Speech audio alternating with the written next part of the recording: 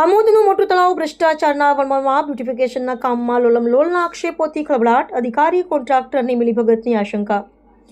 આમોદ નગરમાં ચાલી રહેલા મોટા તળાવના બ્યુટિફિકેશનના પ્રોજેક્ટમાં ગંભીર ભ્રષ્ટાચાર અને વહીવટી મિલીભગતના આક્ષેપોએ પંથકમાં ભારે જોર પકડ્યું છે.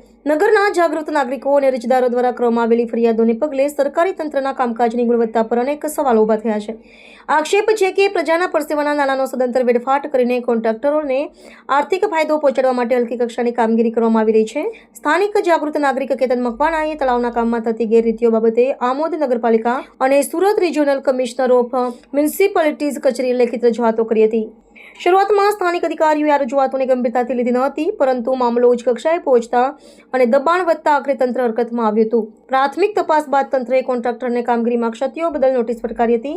હાલમાં સ્થિતિ એવી છે કે અગાઉ બેસડાયેલા બ્લોકો તોડીને ફરીથી કામ કરવાની ફરજ પડી રહી છે, જે સ્પષ્ટપણે કામની નબળી ગુણવત્તા અને બેદરકારીની સાક્ષી પૂરે છે.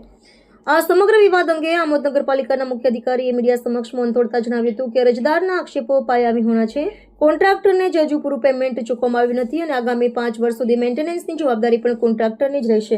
જો કે અધિકારીના બચાવ સામે અરજદારે વળતો પ્રહાર કરતા જણાવ્યું છે કે અધિકારી દ્વારા આપવામાં આવેલો ખુલાસો તથ્ય વગરનો છે અને માત્ર ભ્રષ્ટાચાર પર પડદો પાડવાનો પ્રયાસ છે. જો કામગીરી નિયમ મુજબ જ હતી તો પછી લોકો કાઢીને ફરી કામ કરવાની જરૂર કેમ પડી? સ્થાનિક રહીશોમાં પણ ભારે આક્રોશ જોવા મળી રહ્યો છે. લોકોનું કહેવું છે કે બ્યુટિફિકેશનના નામે માત્ર સપાટી પરનું કામ ચમકાવવામાં આવી રહ્યું છે, જ્યારે પાયાની કામગીરીમાં મોટા કાબડા છે. સરકાર દ્વારા નગરના વિકાસ માટે ફાળવવામાં આવેલી કરોડોની ગ્રાન્ટમાં આ પ્રકારે મિલીભગત કરી નબળું કામ કરનારાઓ સામે કડક ફોજદારી કાર્યવાહી થવી જોઈએ તેવી માંગ ઉઠી છે.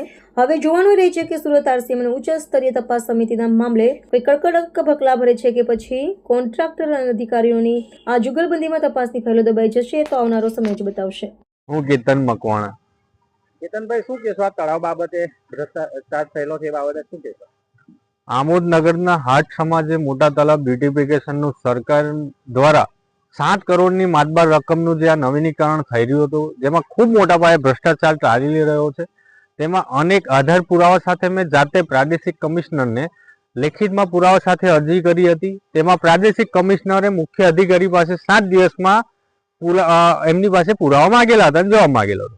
ત્યારે મુખ્ય અધિકારીએ 40 દિવસ પછી જવાબ આપેલો છે. એ જવાબમાં પણ ઘણા એવા મુદ્દામાં એમને એમ દર્શાવેલું છે કે તેમના ટીપીઆઈ, પીએમસી અને નગરપાલિકાના એન્જિનિયરોની દેખરેખમાં સારું એવું કામ થયું છે, એમને એવું દર્શાવેલું છે.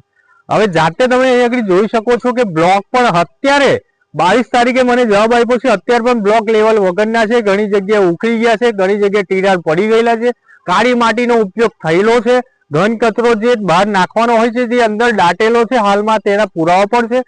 જે કમ્પાઉન્ડ વોલ બનતી હોય છે, આજે પણ તમને બતાવું છું કે કમ્પાઉન્ડ વોલ પણ લેવલ વગરનું કામ થયેલું છે, બીમ કોલમ પણ લેવલ વગરના છે. કયા હિસાબે સાહેબ તમે એમ કહો છો કે એન્જિનિયરની દેખરેખમાં કામ થયું છે? હવે તમે લેવલિંગ તો જુઓ, જ્યારે રબર મેટલની વસ્તુ છે, તમે કહી રહેલા છે કે કમોસમીમાં તૂટી ગયા તો રિપેર થઈ ગયા. હવે સાહેબ અત્યારે આવો, આ મીડિયાના માધ્યમથી તમને ચેલેન્જ કરું છું, અત્યારે આવો, આપણે જાતે આ મોટા તળાવમાં જોઈએ, અત્યારે પણ રબર મેટલ તૂટી ગયેલી હાલતમાં છે. જે ગ્રીલ છે તે પણ આ લોકોની તકલાદી કામગીરીના કારણે નમી ગયેલી છે.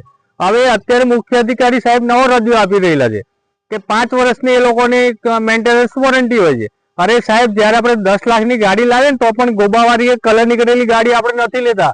તો પછી સરકારશ્રીએ 7 કરોડની માતબાર રકમ આપી છે તો ભ્રષ્ટાચાર કરવા માટે નથી આપી. તેને ભ્રષ્ટાચાર થતો હોય તેને નોટિસ આપો, ફટકારો ને એને તેને કાયદાકીય પગલાં ભરો. તો શું તમારું શું કેવું છે કે ચીફ ઓફિસર અહીંયા આવીને સ્થળ પર જોવે? એમ 100% હું એ જ કહેવા માંગુ છું કે ચીફ ઓફિસર પહેલા જાતે સ્થળ પર આવે અને તટસ્થ નિર્ણય કરે. એ કોન્ટ્રાક્ટર જોડે મિલીભગત જેવું મને જવાબ ના દર્શાવે, પણ ખરેખર આગળ આવીને પહેલા જોવે શું પરિસ્થિતિ છે શું નહીં. આમોદ શહેરના મોટા તળાવની બ્યુટિફિકેશન બાબતે જે આક્ષેપો થયેલ છે તે બાબતે જણાવવાનું કે અમારે જે પીએમસી છે તે પણ ટીપીઆઈ તરફથી કોન્ટ્રાક્ટરને 20/12/2025ના રોજ નોટિસ આપેલ છે. તેમાં એના મુદ્દા નંબર 4માં લખેલું જ છે proper levelling of work of paver block to be done, તેમજ repairing of damage rubble pitching to be done, તેમજ જે બી ક્ષતિઓ છે તે પૂર્ણ કરવા માટેની 10 પોઈન્ટો અમે કાઢીને એને આપેલા જ છે.